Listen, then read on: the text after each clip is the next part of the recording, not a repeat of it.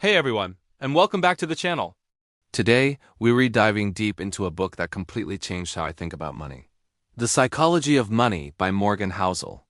This isn't your typical finance book full of charts and complex formulas.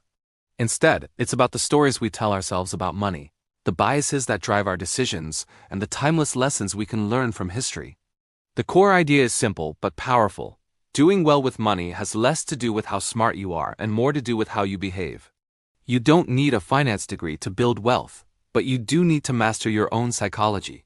So, if you've ever felt like you're missing a piece of the financial puzzle, stick around, because we're about to uncover some game-changing insights.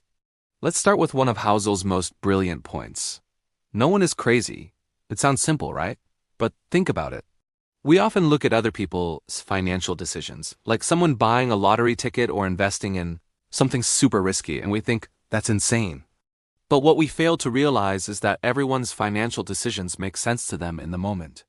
Our experiences with money are incredibly personal and shaped by the generation we grew up in, our parents' financial habits, and the economic conditions we've lived through.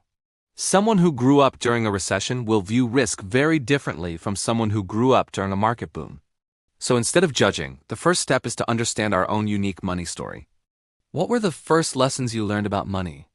Answering that question is the first step toward building a better financial future. Now, let's talk about the difference between being rich and being wealthy. We often use these words interchangeably, but Housel draws a crucial distinction. Being rich is about your current income. It's visible. It's the fancy car, the big house, the expensive vacations. It's what you spend. But wealth? Wealth is hidden. It's the money you haven't spent. It's the assets in your investment accounts, working for you while you sleep. Wealth is what gives you freedom, options, and control over your time. It's the ability to wake up one day and say, I can do whatever I want today. The world is full of people who look rich but are living paycheck to paycheck, one emergency away from disaster. The goal isn't just to look rich. It's to become truly wealthy. And that comes from saving and investing, not from spending. This leads us to one of the most powerful forces in the universe: compounding. Albert Einstein supposedly called it the eighth wonder of the world. Compounding is what happens when your investments generate earnings, and then those earnings generate their own earnings. It's a snowball effect. But here's the secret ingredient that most people miss: time. Compounding doesn't work its magic overnight. It needs a long runway. Housel uses the example of Warren Buffett. We all know he's a brilliant investor, but the real key to his success is that he started investing when he was a kid and has been doing it for over 80 years. His skill is investing, but his secret is time. This is fantastic news for us. You don't have to be the next Buffett or find the hottest stock. You just need to start investing consistently, even small amounts, and let time do the heavy lifting. The biggest returns often don't come from dramatic moves, but from patient, consistent investing over decades. But what about when things go wrong? Because they will. This brings us to the concept of getting wealthy versus staying wealthy. Getting wealthy often requires taking risks, being optimistic, and going for it. But staying wealthy is a completely different game. It requires humility, paranoia, and the fear that everything you've built could be taken away just as quickly. The history of money is a story of growth punctuated by setbacks. Markets crash, recessions happen, and unexpected events pop up. The key to long-term success is survival. You need to build a financial plan that can withstand the inevitable storms. This means avoiding excessive debt, having an emergency fund, and not putting all your eggs in one basket. The goal is to be financially unbreakable so that you can stick around long enough for compounding to work its magic. Never risk what you have and need for something you don't have and don't need. One of my favorite chapters in the book talks about the man in the car paradox. Picture this. You see someone driving a flashy Ferrari. You might think, wow, that person is so cool. If I had that car, people would think I'm cool too. But here's the paradox. When you see the car, you're not thinking about the driver. You're thinking about yourself and what it would be like to have that car. The driver is anonymous. We use possessions to signal to others that we're smart, successful, and worthy of admiration. But in reality, people are more impressed by kindness, humility, and generosity than they are by your stuff. The ultimate form of wealth isn't a luxury car. It's the ability to control your time. It's the freedom to wake up and spend your day doing meaningful work with people you love. That's the real goal. Chasing status through stuff is a race you can never win. So how do we put all this into practice? Housel emphasizes the idea of reasonable over rational. In theory, the perfectly rational financial plan might involve saving every spare penny and optimizing every last detail.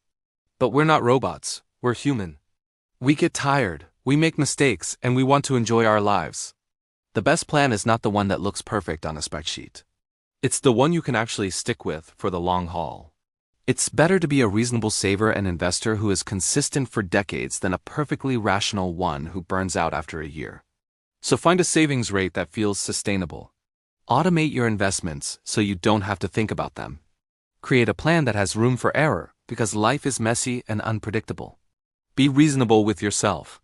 Let's also talk about the seduction of pessimism. Financial news is dominated by doom and gloom.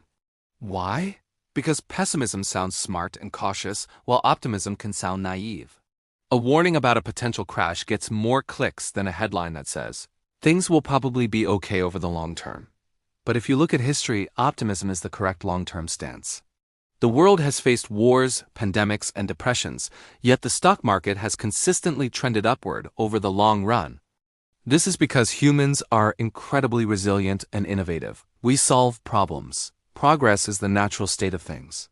So, while it's wise to prepare for downturns, you need to maintain a baseline of optimism to stay invested and capture the incredible growth that happens over time. Don't let the constant noise of pessimism scare you out of the market. Finally, the book wraps up with a powerful idea. Define the game you're playing. Are you a day trader trying to make a quick buck? Or a long-term investor saving for retirement in 30 years? The strategies for these two goals are completely different. The trouble starts when we start taking cues from people who are playing a different game. Seeing a day trader make a huge gain on a meme stock might tempt you to abandon your long-term strategy. Don't fall for it. Your financial plan should be tailored to your own goals, your own timeline, and your own risk tolerance. The most important thing is to know yourself. Understand your own biases, be clear about what you want money to do for you, and build a simple, reasonable plan that you can stick with. True financial success is less about what's happening in the economy and more about what is happening in your head. So, to recap the wisdom from the psychology of money, your behavior is more important than your intelligence. Aim for wealth, which is freedom, not just richness, which is visible spending. Harness the incredible power of compounding by giving your investments as much time as possible. Build a plan that allows you to survive the inevitable downturns.